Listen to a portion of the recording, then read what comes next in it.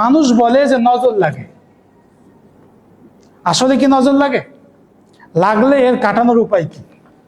খুব গুরুত্বপূর্ণ একটা প্রশ্ন। অনেকে সুস্থ মানুষ কি হয়ে যায়? নজরের কারণে অসুস্থ হয়ে যায়।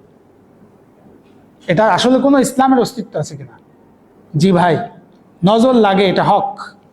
মুসলিম শরীফের হাদিসে রসুল করিম সাল্লাল্লাহু আলাইহি সাল্লাম বলেন, এই হাদিস নম্বর হচ্ছে 5740 নম্বর হাদিস। 5740 নম্বর হাদিসে আল্লাহ রসুল বলেন, আল আইনু হক্কুন, নজর এটা হক, লাগে। নজরের কারণে কিছু ক্ষতি হতে পারে, তবে এই নজর লাগা, নজরের ক্ষতি থেকে বাঁচার জন্য ট্রিটমেন্ট আছে, ব্যবস্থাপনা আছে, ইসলাম দিয়েছে। 3টা ব্যবস্থাপনা আছে। একটা ব্যবস্থাপনা হচ্ছে দোয়া।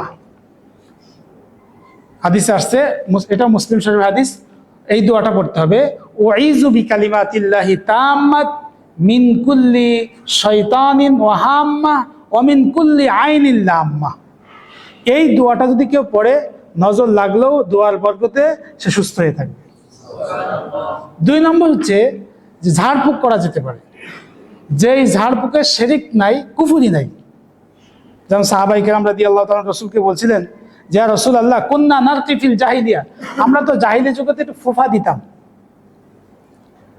ফাকাইফা তারা ফি যালিকা, আপনার মন্তব্য কি? ফুফা কি দেওয়া যাবে? ঝাড়ফুঁক কি দেওয়া যাবে?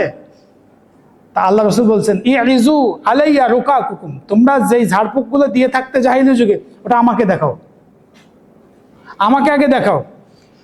লা বাসা বিল রুকা মা লাম ইয়াকুন ফিহি শিরকুন, ওই ঝাড়ফুঁকে কোনো সমস্যা হবে না যে ঝাড়ফুঁকে শিরক নাই, কুফরি নাই। তো নজর থেকে বাঁচানোর জন্য কোরআন সুন্নাহয় বর্ণিত দোয়া দিয়ে ঝাড়ফুঁক দেওয়া যায়। আর 3 নম্বর হচ্ছে, যার নজর লেগেছে তার ওযু এবং গোসলের পানি যদি ওই যার উপরে নজর লেগেছে তার দিয়ে গোসল দেওয়া হয়, এর মাধ্যম দিয়েও তার নজর কেটে যায়। এই 3টা পদ্ধতি।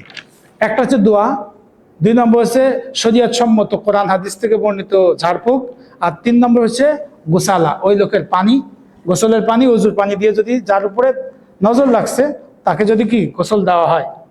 কিছু কিছু মানুষ আছে কিন্তু, ও দেখলেই যে আপনার বাচ্চা খানা খাচ্ছে, আরেকজন দেখে গেছে, কেউ দেখলে কিছু হয় না, ওই লোক দেখলেই আর খানা খায় না বাচ্চা। নজর হক।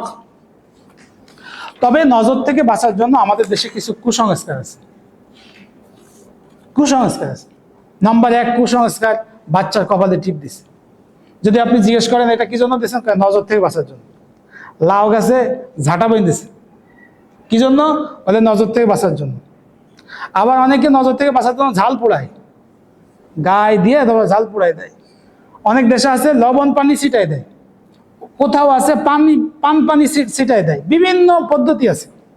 এই যা যা পদ্ধতি দেখছি, এগুলো ইসলামে সমর্থিত পদ্ধতি না, এগুলো সব কুসংস্কার। এগুলো আমরা পরিত্যাগ করব।